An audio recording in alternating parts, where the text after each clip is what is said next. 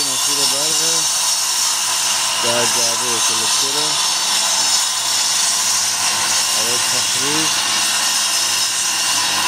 برای انجام میدیم.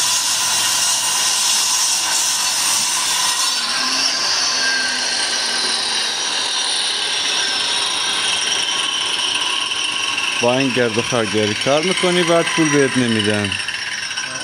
وقتی که تو پول کنده کار نداری دیگه نمیخواد، لازم نیست ساخت ساز کنی. کنده کار وزاق باید چکار کنه حضرت شما صاحب سرا؟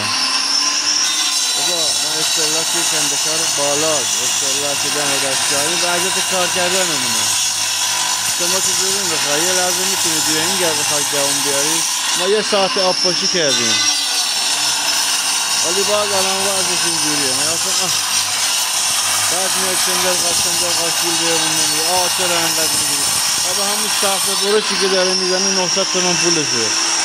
120 متر نمیشه باید کنده کاری کرد. یکم مراعات کنده کار رو بکنی، اینقدر چشم نظر نباشین. خدا تسهیده.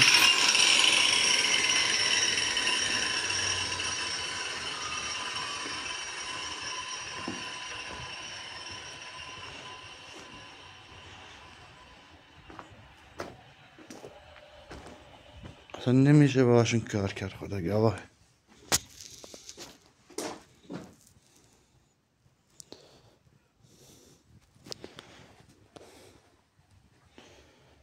استهلاک کنده کار همیشه بالاست بوده سرشهر. یعنی در روز کنده کار کنه میانگین استهلاک دم دستگاهش کلن 1,500 تومن در میاد. حالا گردبر به جای خودش. گردبر اگه روزی کار کنی 2,500 تومن هزینش استهلاک دستگاهی.